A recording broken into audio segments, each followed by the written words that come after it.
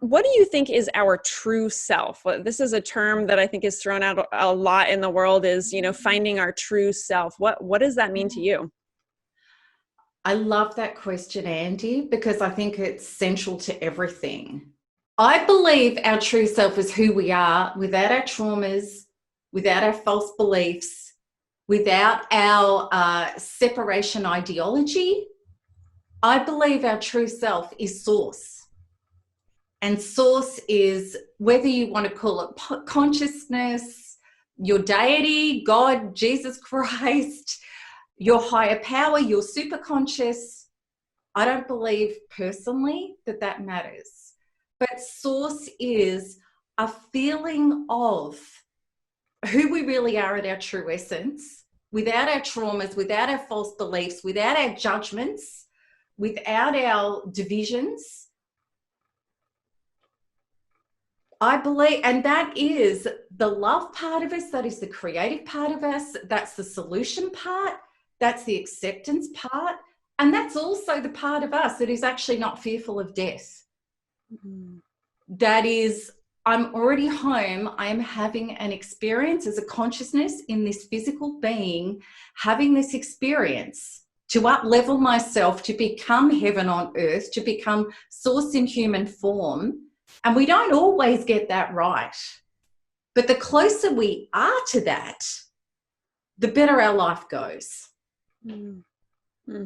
So how do you think that, I'm kind of wrapping this into the topic of your talk today being overcoming codependency and becoming a true source to self. Mm-hmm. So as we talk about this true self, how do we become a true source to self? Okay. First of all, you have to give up the notion that somebody else is responsible for your life. Whether that be a partner, whether that be your previous parents, whether that be your president, whether that be your world. You have got to give up the notion that somebody else is responsible for your emotional solidness and wholeness. Because at the quantum level, there's only one person in the room, and that's yourself. And then the second thing is that we really need to understand that overcoming codependency is about doing the inner work. And the inner work is somatic emotional work.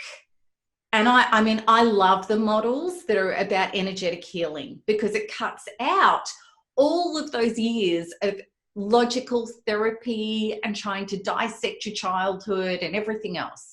It really, for me, and what my path has been, and I've shown this path, and lots of other people do it too, is to literally have an emotional somatic experience in your body where you know how to load up the traumas that are not your true self, release them, and bring in more source to become more of your true self organically, which you're coded to be. And then when you become that person, you're in the process of being that person, which is always a life process. You can understand that when people trigger you or things outside of you are hitting a wound inside of you, that this doesn't mean you have to acquiesce or hand your power away. But if you take responsibility to keep doing the inner work on you, you can show up as a human being who is authentic and truthful. And then you can say whether or not it's a parent or an abuser or somebody in your life, if you can be honest to people in your life and you can realize your values and your needs.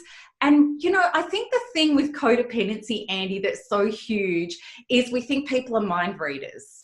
A perfect example is my mum used to always do everything in the kitchen and she'd be bashing the drawers. And really what that was saying, you don't help me, right? Yep.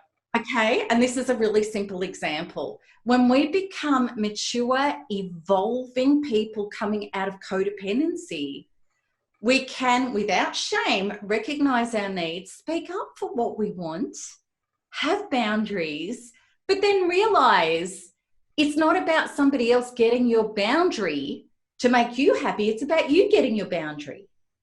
So if you're having a life experience with somebody who you feel is violating you and you say, when you do this, this really upsets me. This is actually what I need to continue the relationship. Now, if they twist it and turn it and project and come back at you and tit for tat and blame you, they're not a match for you. Mm-hmm. And your happiness does not depend on, as I used to think, arguing with this person for a month to get them to get it. Our happiness is, well, thank you. Obviously, we're not on the same page. I bless you. I let you go. Mm-hmm. And then people may say, who are codependent, which is all of us, because we want people to love, approve of us, grant us security and survival. We want that. But that's the insecure, unhealed child part inside that hasn't yet said, as an adult, I am responsible for my own source of self with my higher power and all of life, rather than saying, you abuser, or you difficult person, or you nasty person, you need to get it and you need to be that source. We have to let that go. And we're seeing this on a global scale at the moment. We're saying, unless you do this, I cannot. It's rubbish. It's actual rubbish. What is the truth is, when I am a source to myself, I'm going to be generating my own experience. And if you're not a match, well, then I say, thank you for showing me who you are. You're not for me. You are, though.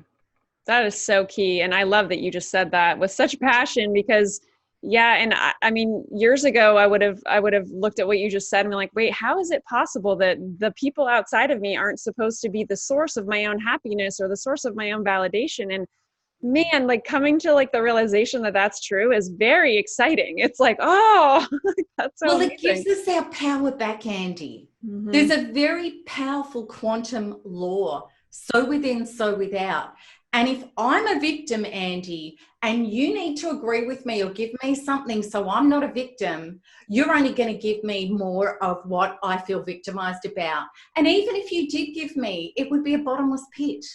I would never stop feeling like a victim. So this is the biggest problem in a victim mentality or in a victim group, is that, and of course, you know, the causes and everything, you know, personally and collectively are very pure and they're very real and they're very true. I'm never, ever going to discredit that. But it's to say, well, how do we get out of our victimization, whether it's with an abuser, with a group, with our life, with an ideology? How do we get out of victimization? By empowering ourselves to say, if you're not a match for me, well, you're just not. But I'm going to fill myself with my own good feelings. I'm going to speak up for my needs. I'm going to do it with love and truth and honesty, rather than screaming and banging like my mother used to do. Beautiful person, but where did it get her? You know, and I really think, you know, as if we're source, the interesting thing about source, which we are all a part of, source, which is all that is, actually has no need for anything, because source is everything anyway. Mm-hmm. All of us are that. And when you start to know yourself as that, you have experiences as that.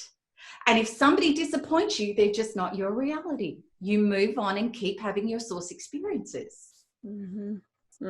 I love it. Thank you. And I too, I totally resonate with what you just said. And I know that for some people watching, maybe we've gone down a deep rabbit hole, but I mean, yeah, it absolutely is. Once you get to that point or start perceiving in that way as source, then yeah, needs are really, yeah, don't necessarily that kind of thing that we talk about from maybe a more human level is just completely different from that other level in my experience.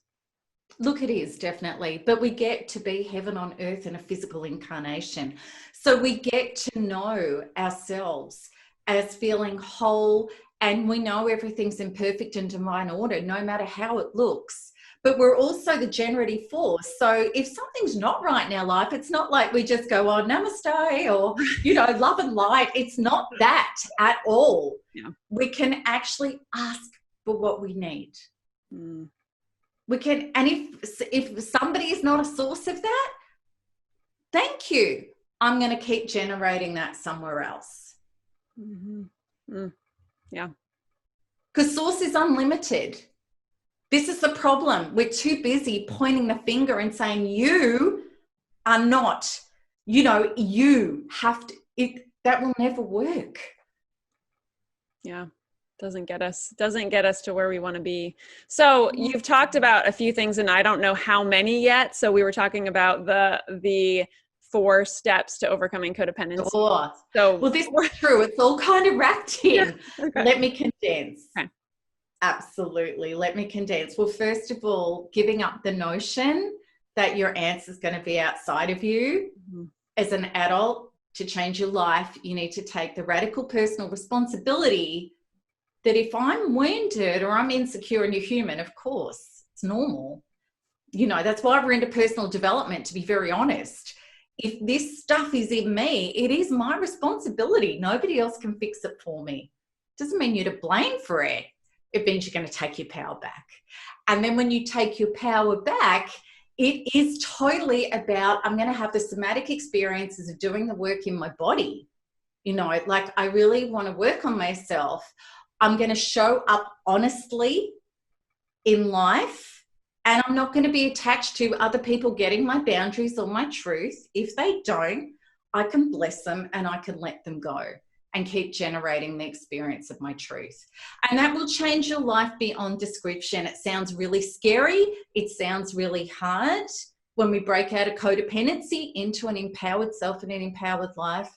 There are going to be big changes in your life. You can't hold on to the old order and have a new order. There are going to be breakdowns to get your breakthroughs.